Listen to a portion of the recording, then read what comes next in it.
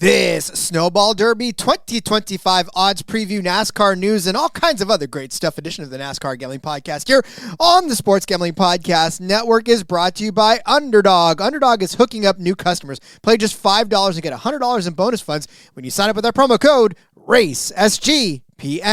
Driver, start your engine!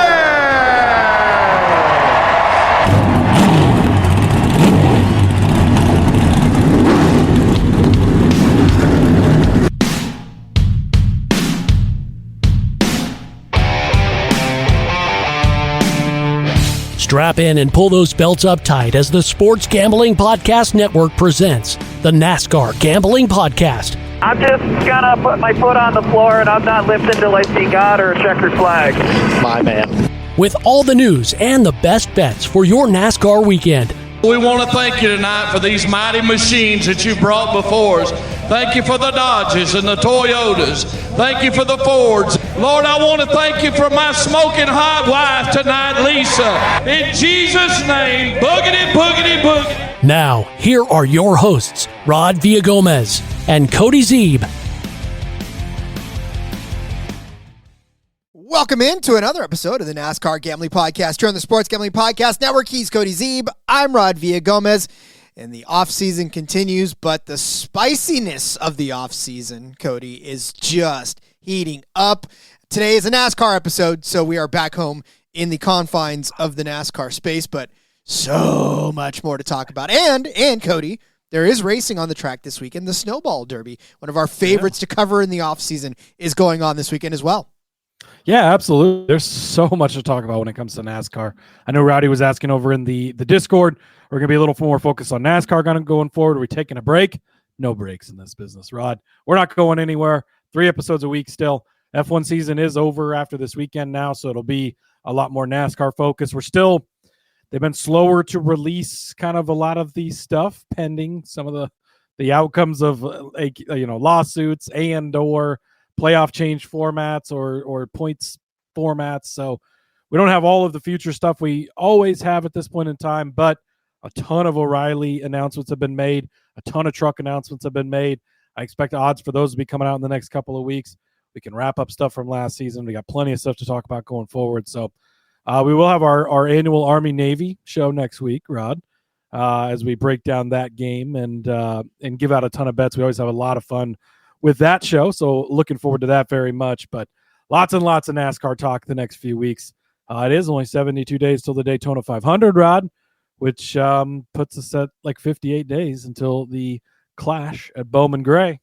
It's going to be here so soon. It is going to be here so soon, but I'm not quite sure there's enough to talk about in NASCAR. It seems like such a boring time going on right now. Everybody's sleeping and getting ready for next season, but listen. I don't know if you saw Sports Center this morning, Rod, but NASCAR was front and center on Sports Center. Jeff Gluck made an appearance on the Sports Center this morning. Of course, Michael Jordan testified in court today, so very big story outside of just the NASCAR world with Jordan being on the stand in the courtroom. So they say all pub is good pub, I guess. So let's hope so. The thing about it, too, is when Michael Jordan is involved in anything, it ups the intensity level of the rest of the world. Because, again, right, it's funny. I'm now listening to – I told you I wanted to binge, right? So now 4 episodes have already kind of gone down the road for the teardown. Now I'm listening to it. Now because I want enough to where I can get a couple episodes in. So now I'm the second one in, and where they were doing the jury selection, and the guy's like, I'm a big MJ fan, and he fist bumps MJ on the way out. I mean, you'd have to live under a seriously gigantic rock to never have heard of Michael Jordan, right? In Charlotte, North Carolina, of all places. That's just, it blows my mind. Granted, like Jordan and Jeff said, there's a lot of transplants there and stuff, and it's so funny because you and I live in a bubble where really sports is the number one thing, right? I mean, it is truly. And we know a lot about what's going on in just about every sport, even if it's sports we don't follow as closely or watch as much. Like, we've got a pretty good handle on sports, what's going on, who's who, what's what. But a lot of people don't. And it's always funny because I'll run into people or talk to people and you bring up something about football and they're like, oh, I don't really watch football. And you just look at them like, are you an alien or like what? You don't watch football? Who doesn't watch football? And then you think of NASCAR is obviously on a much, we saw those numbers from Thanksgiving. NASCAR's not pulling those on their ratings. So yeah, a lot of people just don't know what's going on, but Michael Jordan you would think would be above that, but who knows? Yeah, and it makes this whole thing that much more interesting because when you have the biggest name, I guess, in music history, it was Michael Jackson, right? In that everybody knew across the world Michael Jackson. There was no corner of the earth that didn't have a clue of and now with Michael Jordan, I'm sure there was countries that we've never heard of that have Michael Jordan posters in their room, right? So this is we know thing. They don't have his championship hats and shirts from the years he didn't win, right? Because every time he made it, he did win, and that's why he's the GOAT. He is the GOAT. But you know what also is the GOAT, which is the merch store that we have out right now. This is the last week, my friends, to pick up all of your favorite SGPN merch, your favorite racing gambling podcast. I can't say NASCAR gambling podcast. It's not up there as NASCAR gambling podcast. It's racing gambling podcast merch. 25% off now if you go and use the promo code HOLIDAY. You can buy some of the stuff that is up there right now on the screen, or our Race Officials or Terrorists shirts, or our beautiful and warm, by the way, hoodies that you can get from the Racing Gambling Podcast and logos. All that good stuff. Go to the store. Use promo code HOLIDAY. Get 25% off. Don't miss out. Time's running out. I did place my order yesterday, Rod, for the over 2.5 hose for Santa sweatshirt there. So I'm very excited to get that, wear to all my family Christmases. That'll be fun. You are going to be the favorite in the world. So, all right, we'll talk about more of that trial. We'll talk about all that silly season stuff that's going on right now. But there is racing to break down, and it is the Snowball Derby. It is happening this weekend at the Five Flags Speedway in Pensacola, Florida. They're actually on, I think that the practice got canceled today, right? Their practice got canceled. They're supposed to take the track was stuff today. Yesterday that got canceled due to weather, so it's kind of shifted the weekend around a little bit. But I do believe that the practice has been ongoing this morning for both the Snowball and the Snowflake, Rod, which is the preliminary event. It is the preliminary event. Well, what are you saying? You say, Rod, what's the Snowball Derby? Well, it's a 300-lap super late model race, and it's the biggest short track race contested on pavement every single year. $50,000 is the prize, and the coveted Tom Dawson Trophy will be up for grabs. The super late model, it's also 4 days of racing at the Five Flags Speedway. It includes the pro late model race of the year, and then, of course, like Cody said, the Snowflake 125, which is Saturday night, and it'll be broadcast. So if you want to watch it on Flow Racing, I know some of you guys are subscribers to Flow, so go get that. And I think last year they actually did a lot of the preliminary stuff for free, and I think the main event they actually put behind the paywall. But if you go ahead and do it, because it's a lot of fun, and it's racing in winter, right? And it's stock cars on a short track. What else? And a lot of NASCAR names that we'll tell you in the entry list. Yeah, that's kind of the thing too. Is there is a ton of NASCAR or related drivers that the names of, and just kind of looking through the list here. And so we were going to talk kind of about bets. I feel like last year we actually had some betting options. This year, not so much. There is some outrights out there, but they've been taken down now that they're practicing already. So just not really much to go as far as betting wise, but stay tuned in the Discord if that stuff gets reposted. And it's bet only on like Bovada, Bet Online, Bet US, those types of places. Maybe my bookie will throw some stuff up. So keep an eye on those and in the Discord, and we can talk more betting wise there. But drivers entered into this race. Ty Majeski, he's the favorite. Rod, he's won this race. I believe it's 2 of the last 4 or 2 of the last 5 years. So he's going to be driving, by the way, a sweet looking Menards. Menards, if you don't know, Menards is my favorite NASCAR sponsor as far as like, I just like I love Menards first in general, like home improvement stuff. Menards favorite store by far. Always go to Menards before I go anywhere else to look for things, which I usually don't have to go anywhere else because Menards has them. They're obviously huge in the NASCAR world as far as sponsoring all types of cars, the Arca Menards series. Yes, I've got the Arca Menards shirt on right now, Rod. But so he's going to be racing the 88 truck for Thor Sport going forward, replacing Matt Crafton. But pretty cool that Menards has extended their sponsorship program to cover his late model as well. So he's going to be driving the Menards late model, so that's great to see.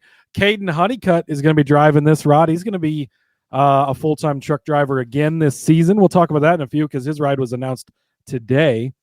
So those guys are actually the favorites in this race. Stephen Nasse is the third favorite. I will say he opened at plus 550. That's the guy I would put my money on. Him or Derek Thorne at 9-1. Those guys are consistently battling with the who's who of the big names that you know in these events. So definitely keep an eye on Nasse and Thorne, two guys that aren't necessarily related to the NASCAR world, but always show up in this event. Got good odds on them when they opened originally. So if they repost, those are the guys I would be targeting. Dawson Sutton is in this race. We've seen him in the Truck Series over the last couple of years. Bubba Pollard, we've seen plenty of him. He's going to be in this one. Jake Garcia, he's a Truck Series driver. Of course, he'll be in that. Cole Raz is going to be racing. We saw him make a couple of starts this year. David Gilliland is going to be racing in this, Rod. If you remember David Gilliland, he's Todd Gilliland's son, or father. I got it backwards. He's Todd Gilliland's father. Raced in the Cup Series for a long time, for Front Row, for some other teams. Also, he is the owner of Tricon. If you never, I guess, made that connection, it used to be David Gilliland Racing. When they switched from Ford to Toyota, it became Tricon Racing. But David Gilliland is the owner of that. Still gets out there and does it and races, so great to see him.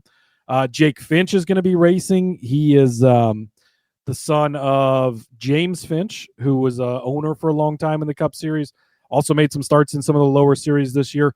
Johnny Sauter, a Truck Series legend, former Cup Series driver. He is going to be racing in this one as well. Noah Gragson, you've maybe heard of him before, of course, Cup Series driver.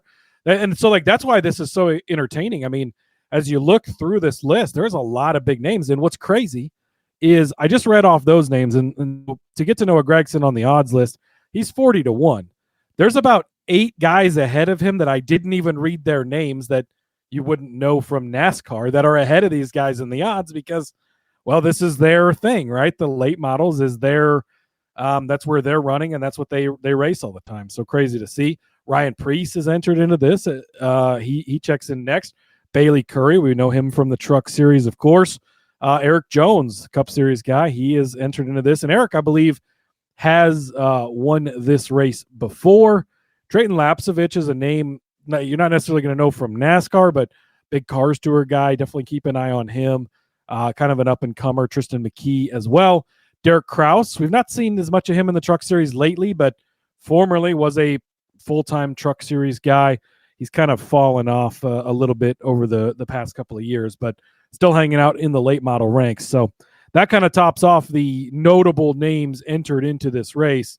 But that's a lot of guys, Rob. And there's one that you did not bring up. That is Kyle Busch. Kyle Busch will be in this race as well. So maybe that's why they took the odds down, because they realized they've got to make room for Kyle Busch in this race. So I don't know why he wasn't on the list or what the deal was for the odds. But yes, he is going to be racing as well. The two-time Cup Series driver has announced that he'll be there. And he did win the race in 2009 and in 2017 as well. So not sure what his odds. And then I guess that odds list was from a couple of weeks ago as well. And we'll give a shout out to sportsbettingsites.com for having that article up with the odds so we could see who it was. Trent Reinsmith. Shout out to him for writing that, Rod, and giving us those odds and that list to check out. Doing the Lord's work. Yeah, so going back through, Caden Honeycutt won last year, Ty Majeski the year before that, Derek Thorne, Chandler Smith, Ty Majeski, Travis Braden, Noah Gragson, Kyle Busch, Christian Eckes, Chase Elliott, John Hunter Nemechek, and the aforementioned Eric Jones did it twice. Chase Elliott did it again the year before that. So, I mean, yeah, there's a lot of big-name drivers that have taken on this Snowball Derby and have come out the other side as winners, which is why this is a NASCAR thing, because obviously there's a lot of NASCAR drivers in this. And, yeah, I mean, honestly, it was fun last year to watch it, and Ty Majeski obviously took it home. So, keep an eye out for that. It's on Flow Racing. You can have yourself a good time watching some NASCAR drivers go around. If, like you said, Cody, I would probably take Kyle Busch in this race, depending on what his odds are, because believe you me, Kyle Busch needs a win. Kyle Busch needs to remind himself that he is a good race car driver, and I think in the Snowball Derby against all those folks, that would definitely be a good one to get. Ty Majeski, you can't ignore. Caden Honeycutt, you can't ignore. Noah Gragson, who has won this one, you can't ignore. So a lot of these guys, especially at the longer odds. Eric Jones, you had mentioned, he's actually 50 even to longer. 1? Yeah, 50 to 1 for Eric Jones. That's probably the longer shot that's jumping out to me is an Eric Jones at that number. Like Ryan Preece at 40 to 1 seems crazy for a guy that's kind of his bread and butter. I know modifieds, yes, but short track, flat track stuff is his type of thing. And so, definitely plenty of good stuff out there. So again, stay tuned to the Discord and hit us up if you see odds reposted or more than just outrights, because we definitely would love to get down on some of that other stuff. Indeed. All right, we will come back with our NASCAR talk. We'll say hello to some folks. But first, let's tell you about our friends over at Kalshi. We just partnered up with Kalshi, a real money prediction market legal in all 50 states. In all 50 states, you can trade tons of markets and sports, including NFL, college football, college basketball, NBA, NHL, all of those N1s and more. Plus, you can even trade props like first TDs. Besides sports, they have a ton of other markets, including politics, entertainment. Hell, they even have the weather. Kalshi, you can trade on anything. I actually gave you the Time Person of the Year last week, or that last episode, and I love that one. So if you want to pick AI to be the Times Person of the Year, well, that is available to you right now over on Kalshi to go trade. So make sure you do that. New Kalshi customers get $20 when you use the promo code SGPN. That's Kalshi, Kalshi, promo code SGPN. Formally tell you about our friends over at Underdog. Underdog is your home for pick'em entries where you can win up to 5,000 times your entry. PWHL, the Pro Women's Hockey League. How about New York versus Vancouver? I like Taylor Gerard to score higher than a half of a goal. Give her a goal. Why don't you do that, right? It is New York, like I said, against Vancouver. Taylor Gerard to score at least a goal in this game. I love it. Lock it up. Put it in your picks and have some fun with that. Got a brand new offer if you're a new customer. Play just $5. Get $100 in bonus funds when you sign up with our promo code RACE, SGPN. Love me some Pro Women's Hockey League, actually. I'm a big fan of watching them, and it's, any sport is a good sport, right? Didn't we just get done saying that? I feel like we just had that conversation, Rob. I feel like it. Well, let me back it up by giving you all kinds of crazy picks from all kinds of outlandish spaces. So, all right, Cody, to the courtroom we go. It is the people versus, JDK checking in, saying afternoon, fellas. Hi, JDK. Hello, JDK. Good to see you. Andrew B. 8017 checking in as well. NASCAR can't start up fast enough. Football is a betting nightmare for me. It's got its ups and downs. Certainly, we talked about the Cowboys yesterday. They did let us down, Rod. Although it was a weird game. I don't know. I bet the over 2, so kind of washed out there. Tesla didn't. He could have had 3 touchdowns, and he ended up with a decent day, but. For fantasy purposes, okay, right? And for anytime touchdown purposes, so sure. But yeah. But and I got Gibbs in a lot of leagues, which is great. 3 touchdowns obviously is a nice day, but oh well. All right. Although I was glad to see. I can't remember where I said. See, this is why I talk too many places. I know that I gave out the Jahmyr Gibbs under rushing yards because I had said something about Dallas's defense being a little tougher, and I can't remember where I did it. But I just know that as he wasn't getting any yardage, I was like, thank you very much for justifying me because I ended up betting his receiving yards, and I hit that in like the third play of the game, and I was like, oh, hell yeah, here we go. Okay. That's beautiful. All right. So like I said, it is time to talk a little bit of turkey as it comes down to the NASCAR trial. I just told Cody before we got the show started, I was saving up the teardowns so that I could binge them and kind of get a little bit of, that binging feeling. So I'm a couple episodes into the teardown now, but here's the thing, Cody. As this trial starts to progress, right? 2 things I'm very appreciative of. 1, a judge that is not going to let any shit slide, right? That is my first and foremost. I'm so happy to hear that this judge is not playing to the cameras. He's not trying to let this become a court show. It's legit trial, right? That's the first thing I'm thankful for. And I think a lot of people are thankful for that as well. Yeah, absolutely. He's a very not going to put up with the bullshit type of judge, which seems to be great, seems to be awesome as far as that goes. So, and he's not afraid to It sounds like a couple of times after the jury's been dismissed for the day, he'll look at him and be like, listen here, motherfuckers, like, this is how we're going to do things, and this is how we're not going to do things. And it's great. It's good to have a judge like that presiding over this. And again, we've talked about it before, but this is a massive case in NASCAR and in NASCAR history and for NASCAR going forward. That certainly could be a lot of repercussions that come from this. And at this point, this far into it, likely will be. And what frustrates me the most, too, is that because you're seeing the tactics of some of these representatives and these lawyers, and it just, the invent of this reality TV show that's become the courts, like the Judge Judys of the world. And not to knock the business model, because, hell, it's probably profitable for a lot of people, but it just makes people think that this is the way the justice system works, right? You have to be bombastic. You have to come in with these gotcha moments. You have to act in a way that the person on the stand is lying and that you're trying to get them out of it. It's just all of that stuff just clouds what I feel like should just be a straightforward, hey, listen, is NASCAR a monopoly, which they've already said it is a monopoly. Well, then how is it a monopoly, and why aren't the teams doing well, and why is it that you're trying to lock down tracks? Why are you trying to control the cost of the cars? Like, explain yourself in like I'm five. Tell me why this is actually a legitimate model that works. And one thing I also took away from it too, to try to get a competitive series going, this sport is so expensive. I don't know that you could have the SRX series came close in a way, right? I mean,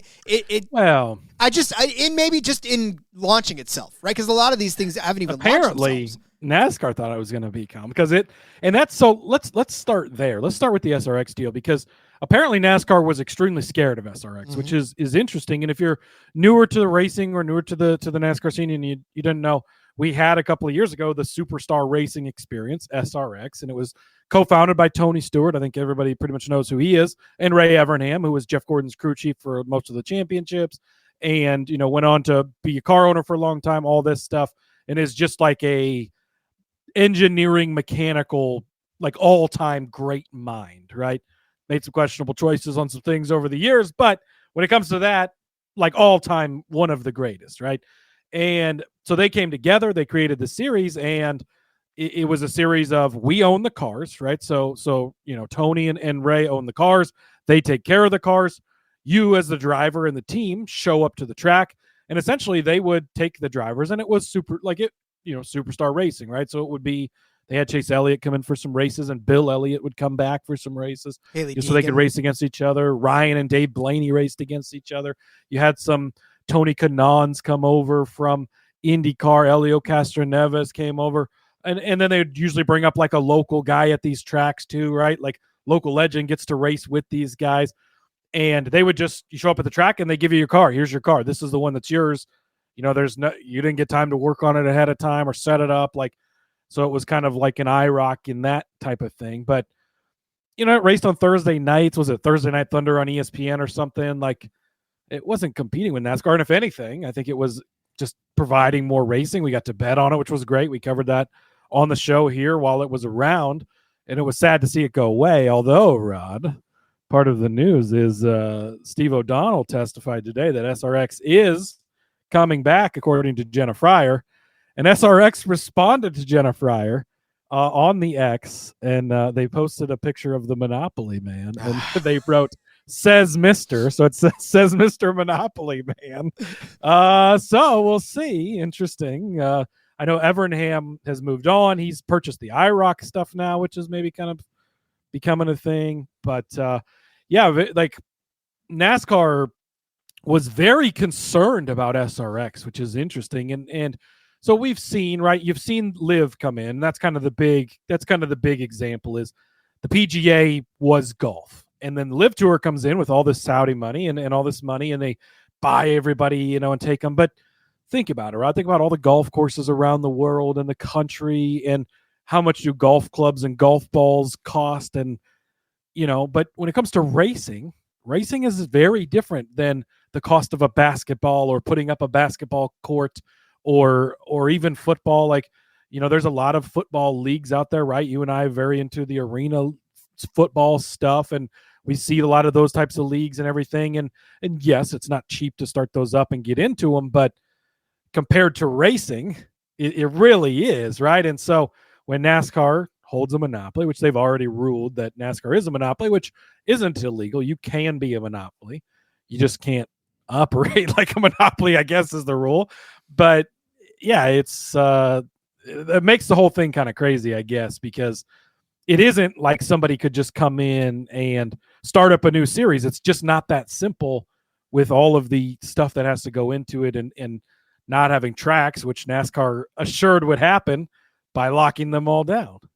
Well, I liked their analogy between the WWE, I guess now, and all of the other, because if you think about it, WWF back in the day was it. Vince pretty much had that on lock. There was no other opportunity to start it. WCW tried, still, like TNA tried, but even wrestling, so yeah, you can't go to that arena in that city, fine, but you could go to another venue and put up a wrestling ring and start, like, you can't, like, if you want to go race a track like Daytona, well, Daytona is that track. Is not, I mean, there is nothing similar to that, or even these 1.5 miles, which they essentially have all locked down. That was more about like cornering markets and arenas. Yes, like there is some comparisons, but you can really shut them out in racing because there isn't other options, whereas there's other venues and streaming places for wrestling or something like that in this day and age. In this day and age, yeah, but back then, not really. Back then, yes. It was the 80s and 90s, the heyday of the WWF. There was really no other places to go other than Madison Square Garden, other than some of these big, if you wanted to make money. I mean, sure, if you wanted to go out and put a little, you could go out to the local backyard and do it. I will say, though, that I was today years old, and maybe I didn't think about it, maybe I wasn't paying attention, or maybe I just was in La La Land, but the whole clause of not putting another sort of show on that's similar to yours for an X amount of time after you. So, like NASCAR was using Daytona Spring and Daytona Fall to sort of just say no one else could compete in this as stock car racing because we've got this clause that says no one else can do this for a few months or a couple of years. And so you do it twice a year, and essentially nobody else can do it, which is why there was 2 dates on the schedule for a lot of these tracks, because if I put this show on, you can't put another one on like it for this amount of time. And so guess what? Now I renew it again for a second time, and I do that again. So that's on me for not knowing. I didn't even pay attention to it. My naivety. Well, and it even sounded like maybe Jeff and Jordan were a bit surprised that was some of the reasoning behind it, right? Whereas it was more like, they just have 2 events because that's how it's been. I mean, throughout most of modern NASCAR, a lot of tracks had 2 events every year, and we definitely have seen that change more lately, whereas a lot more places only have 1 date when they had 2. But yeah, that's definitely interesting that it was in a way to block things. And then SRX asked, was it Atlanta they wanted to go to? Maybe it wasn't Atlanta, I can't remember, but SRX essentially asked, hey, we'd like to put on a race at one of the tracks that NASCAR races at, and NASCAR was just like appalled and absolutely wouldn't let it go. And yeah, that's been one of the things that's kind of come out of this, that it's shocking to me that they felt was even competition to them. Whereas to me, I would just view that as, hey, this is another great thing for racing. And especially when you had Cup Series stars going over to it, like the Chase Elliott's and Ryan Blaney's, and getting the chance to race against their fathers. Like, what a great story, right? Dave Blaney was a great race car driver back in the day, and still is a great race car driver, but getting to race against Ryan, like, Dave's not going to come race in the Cup Series anymore. Same with Bill Elliott, right? And to see them get to race against each other and have guys like Tony Stewart jump in and they had other people crossing over. I don't know. I guess I don't understand how they felt that was a threat, quote unquote, to them. And unfortunately it didn't last long. It was only around a couple of years before it kind of fell apart, but very interesting. Very interesting indeed. JDK chiming in saying doesn't think that NASCAR's business model is successful currently, simply just not enough revenue to give everyone everything. And here's the thing. Well, let me just, when I was thinking and listening to Jeff and the Gluck Yeah, Bianchi. Bianchi. Yeah, there you go. Gluck and Bianchi. When I was listening to them talk about all of the financials of it, right, and how this team loses this much money, how this driver makes this much money, and to me, and one thing that they said resonated with me, especially with the jury, right? Because if I'm in the jury, okay, I'm a guy who obviously is clearly not making $14 million a year. My team will never make $120 million, or it doesn't matter what it is, right? If it's the word million, I don't know what that means. So I'm sitting there listening to these guys argue about $6 million. That's life-changing money for me, right? And these guys are like, well, that's not enough. I can't fathom in this world anymore the subject of wealth when it comes to rich people wanting more money. Right. And I wonder sometimes how, as a jury member, you can sit there and go, you're crying about $15 million. Boy, give me $1 million right now, and I will walk out of this courtroom and be happy. I'm set for, I might be able to make that last my whole life, Rod, if I do the right things with it. Like, that's what's, I guess, interesting and crazy or hard to kind of wrap your heads around is, Denny Hamlin makes $14 million a year, roughly, right? That's a factoring in incentives, whatever things, winning races or making championships, all that kind of stuff. But around $14 million a year just to drive a race car for that. So, and NASCAR's putting, I think it's $145 million every year into a trust that essentially will just keep passing down through the France family for generations on generations. It's billionaires suing billionaires. Michael Jordan's worth almost $4 billion. The France family Jim, I believe, is worth $1 billion as well. So yeah, like overall, I don't know what isn't successful to you, JDK, because if people are worth, and Jordan's obviously not made his money here, but if people are making tons of money, right? Denny's getting paid $14 million and they're making money, and Bob Jenkins says he's losing money. It's always so interesting because, Jeff Gordon said it for years, like, oh, Hendrick doesn't make money in racing. And it's like, you look around and it's like, okay, on paper, yes, they probably don't, because if you spend it all, you maybe don't have to pay as much taxes, right? There's loopholes with that stuff, but what is the salary? And that I did find that interesting. Bob Jenkins doesn't even take a salary from Front Row, which is crazy. But what's Rick Hendrick's salary to be the CEO, right? Like, okay, he's making some money, obviously, and yes, he's successful in other areas, and Jenkins makes all his money off Long John Silver's, apparently. But also owning like 700 Taco Bells helps. But yeah, there's plenty of money, and it really is, everybody wants more. And I guess it's hard for us as regular guys that don't have millions of dollars, right, to look at it and be like, dude, you're making $14 million a year over here. You're partners with Michael Jordan over here. You're making money. Like, let's just be happy and go race, right? But at the same time, if you're going in somewhere and you're going to your job and you're working and your boss is making $1 billion and he's paying you $50,000, well, maybe you could pay me a little bit more, right? Maybe it would be more fair since I'm doing all the work over here. I'm the one going out and driving the race car and taking the risk of owning the race cars or whatever it is, So to share the pot more equally, I get it from that aspect of things, and they want it to be fair.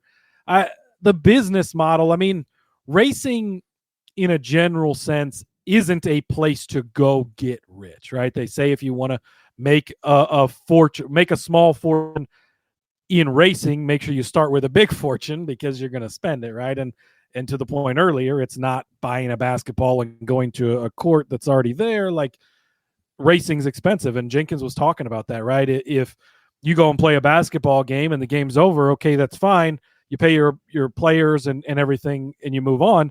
If you go drive a race, you got to pay all your people, and then you have to pay to repair the car and get it back in shape for the next race. And you don't have to redo the basketball. Like, you just go buy some new basketballs. Okay, those don't cost that much in comparison to a race car, right? So, yeah, it is rich people fighting against rich people about a lot of money.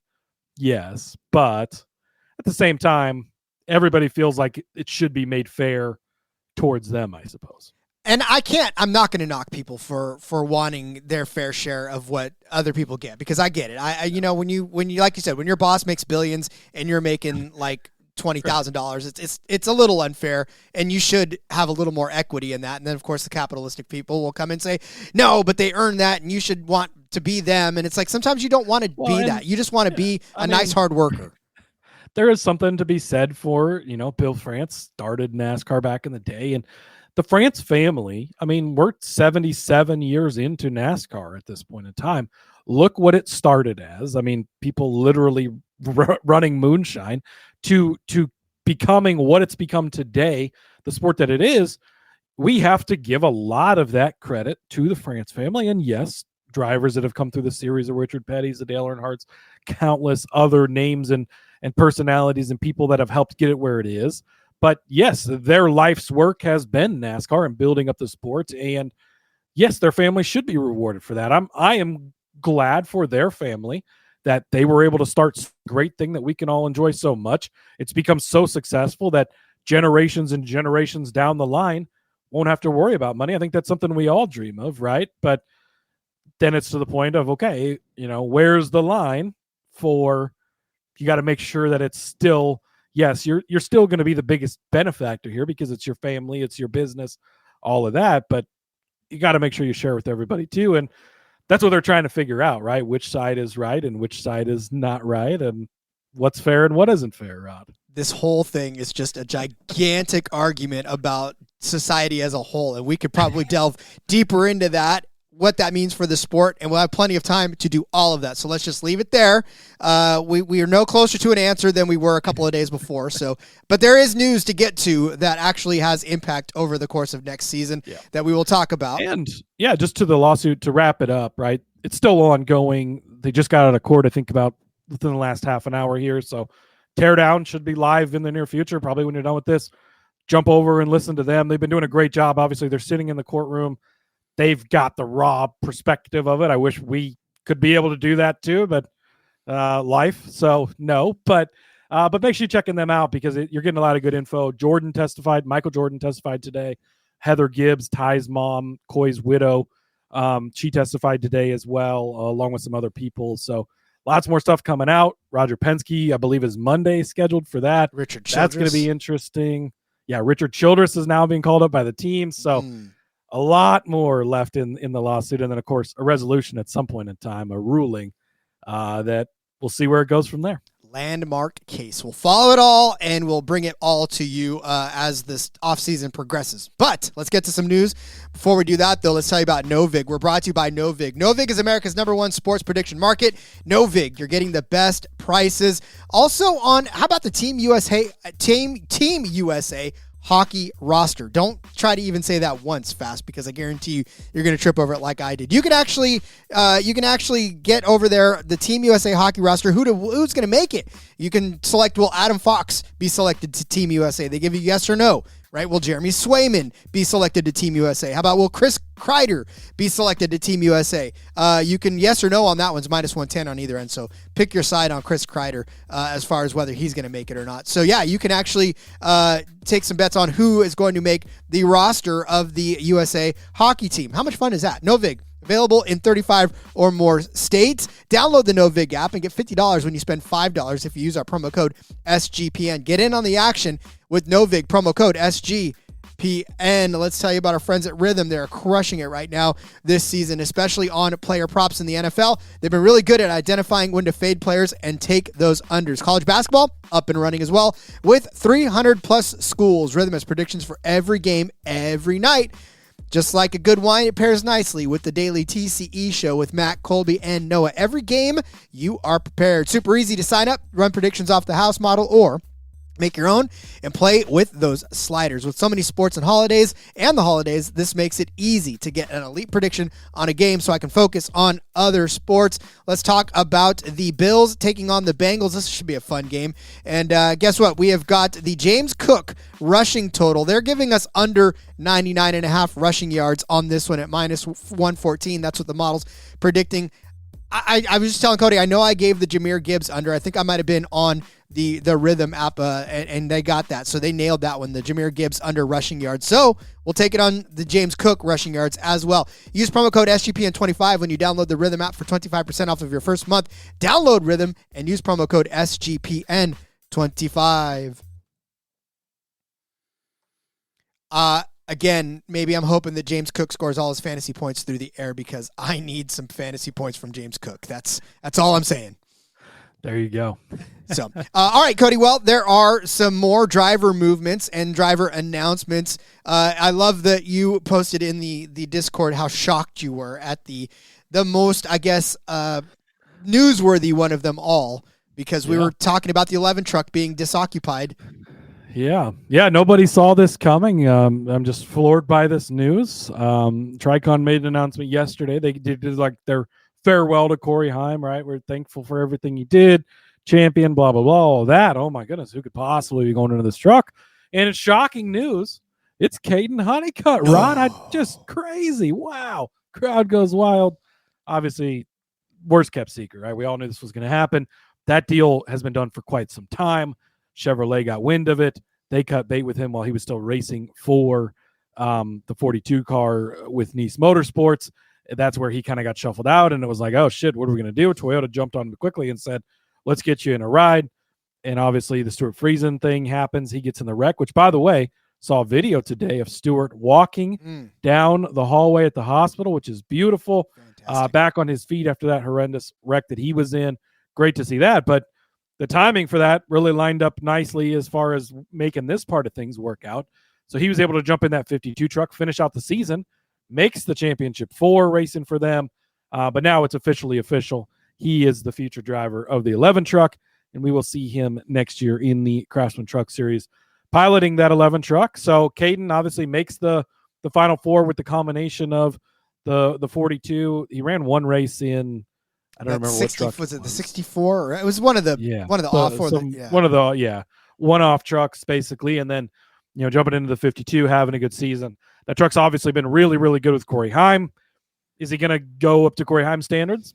I don't know that anybody will, right? We've literally never seen a season that's successful before.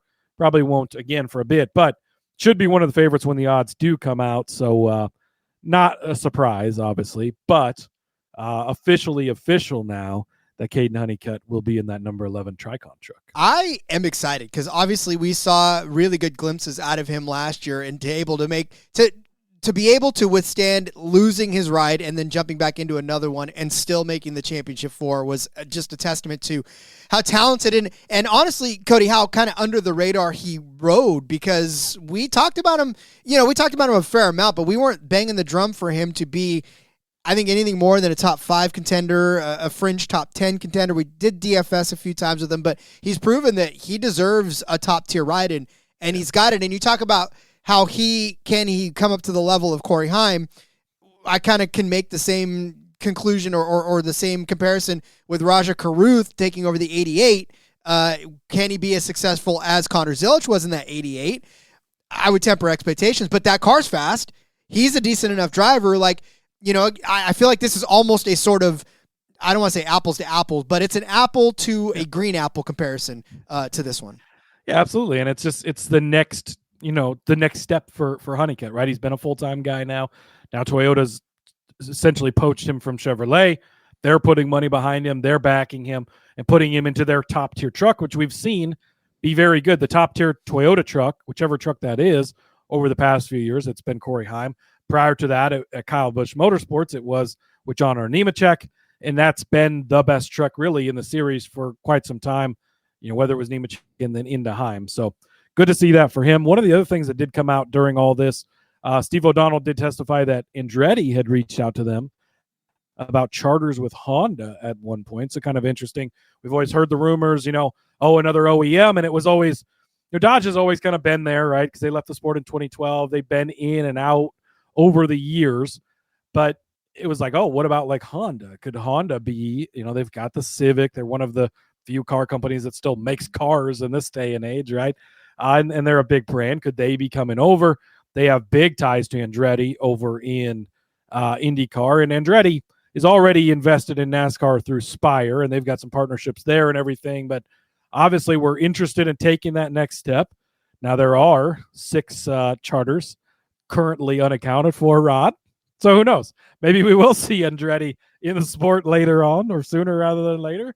We'll see. Plus, we know that NASCAR owns other charters that can be dueled out. I don't remember what the ruling was on all that, but yeah, hey, maybe Andretti will end up in the sport in a bigger way than they currently are with Spire. Does Yuki Tsunoda drive the Honda for NASCAR? Ooh.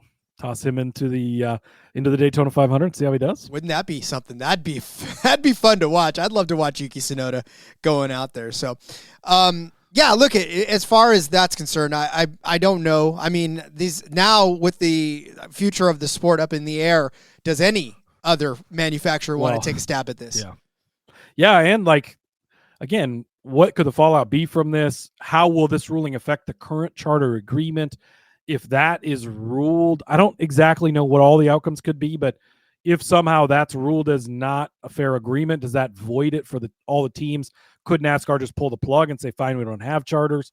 Does that then open an avenue for an Andretti to come in and start up a team with no charters? Or do they end up with a charter through this or through buying other charters or buying another team?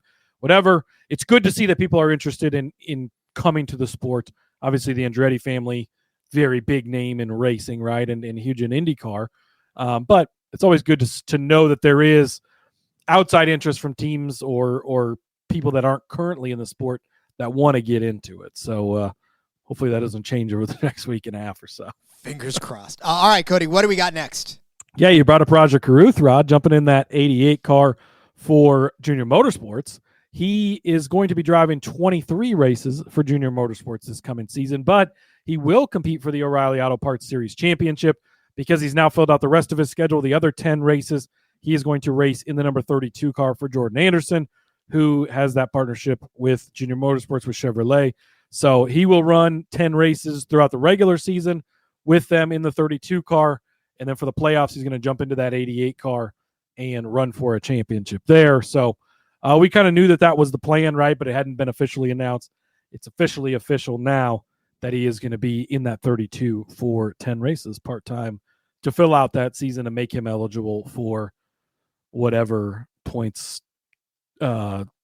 championship type thing we have in the O'Reilly Auto Parts Series. Yeah, see, that's another thing that could be. We don't know yet. We don't know how that's going to look like. We not only do we not know what the sport's going to look like, we don't know what the postseason is going to look like next year either. This is a hell of an offseason, buddy. Postseason? Is it just a season? Who knows? That's what I'm saying. Like, we got no idea. But no, NASCAR's a little distracted at the moment, but we'll probably get that news soon. Dangling keys are right in front of them right now. They gotta wait till those are gone until they can concentrate on anything else.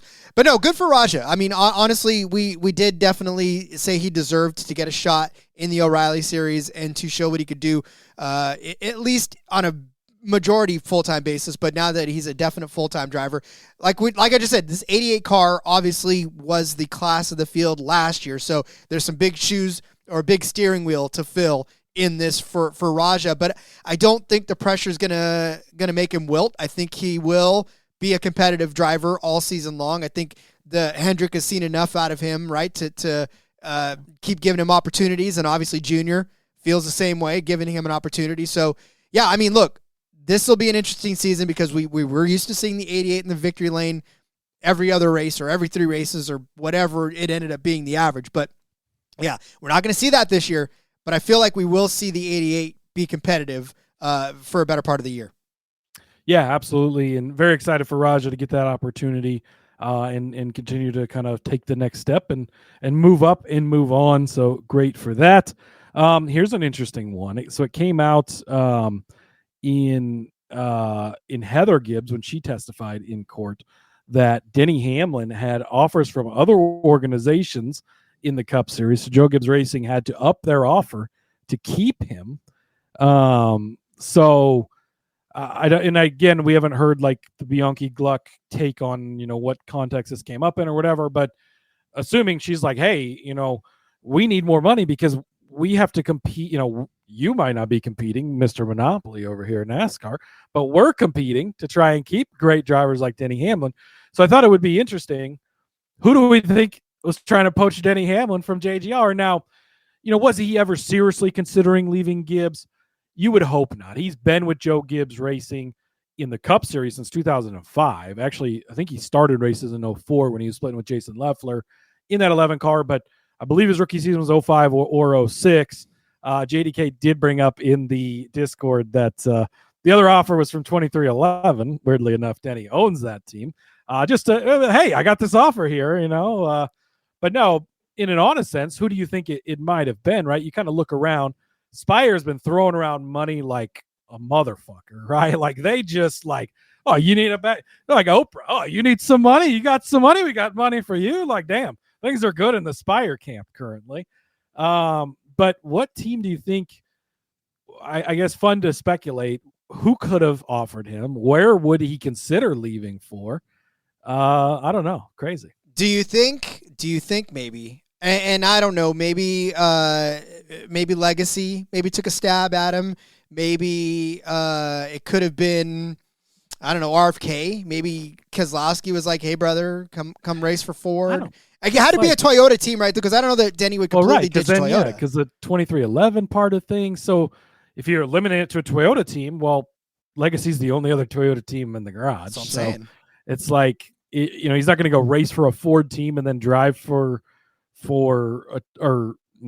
a Toyota team while racing for a Ford team. I don't see that happening. Was it a colleague with the Dodge ties trying to pull 2311 away for the future? Like, potentially I could see something like that. I mean, they just announced the 10-car driver here recently with Ty Dillon returning. So maybe they were trying to get him in a seat like that. Maybe Trackhouse, like I could see Justin Mark taking, although, man, their seats are just so, like, you're not going to just dump one of those guys. Like, there's some teams where you could just see him dump a driver, right? Like Mr. H, was he trying to get him in the 48 car? I don't think so, but who knows? But interesting that at least offers were on the table, right? And would he actually consider leaving? We saw how well that did not go for Kyle Busch. I wouldn't probably suggest that at this point, but who knows? I couldn't imagine Denny Hamlin and Kyle Larson as teammates. That would be something else. Be a hell of a team. That would be a hell of a team. Checking in, Jess. Actually, yeah. Buddy. Jess saying, "Hey guys, hi Jess, hey, good Jess. to see you." Good to see you. Yeah, that'd be a lot of fun. All right, did we break the Fast Pasta news already? Did we already talk about? That's next in the queue. Boom. Viking Motorsports is expanding their O'Reilly Auto Parts Series team. Again, that's the Xfinity Series. If you're not completely caught up on everything, but no longer Xfinity now. It's the O'Reilly Auto Parts team.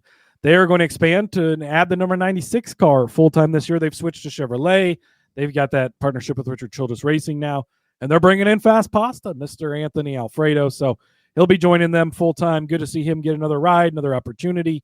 Former RCR driver, by the way, did race for them full time in the 21 car a couple of years ago before Austin Hill took over that ride. So, it was an okay team with DiBenedetto. He kind of had some ups, right? And they clearly have maybe put in some stuff into it. Adding a second team definitely shows some commitment. So you like to see that, but love to see it for Anthony Alfredo. Top 10s, if they ever give it to us for O'Reilly Series, he's always one of those guys that we can pencil in for a top 10 and have some fun.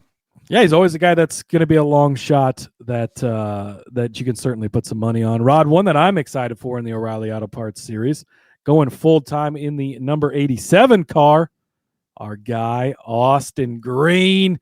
He's getting his opportunity. So this is going to be for Peterson Racing in a partnership with RCR as well. RCR, Chevrolet, just very interestingly, has kind of really upped their partnerships this year, especially in the O'Reilly Auto Parts Series. But so Austin Green, who's been a perennial guy that we bet on and play DFS for on road courses, now is going to get full-time opportunity. Saw him run some ovals last year. Definitely needs to work on that, right? And it was not in great car. This is going to be a brand new team, so we'll see. Chevy RCR relations, probably one of the teams that acquired some of the Kaulig equipment. They shut their doors, of course, and sold off that stuff. So hopefully this is a great opportunity for Green, and being full-time hopefully will help him out when we do get to those road courses where we want to be in on him. Apparently, Chevy's not losing money in the entirety of it. They're spending a lot more than obviously most teams are. No, look, and whatever road course races Connor Zilisch may not happen to be in, which I don't know, he probably will be in all of them. It'll be fun to watch Austin Green kind of mix it up if Connor Zilisch is not in those particular road course races, which I don't think that's going to be the case. Well, yeah, I think that we're still going to have a lot of road courses with SVG, Chastain, Zilisch. Like those guys all have rides booked next year and all for JRM. So we're still going to see plenty of them in the Xfinity series. But a couple more pieces of news real quick, Rod. Kaulig did announce Ty Dillon would return. That is actually sort of interesting because the deal before was they were getting better motors from RCR, all that stuff. I'm assuming they're still getting Chevrolet motors from RCR, but the technical alliance is gone.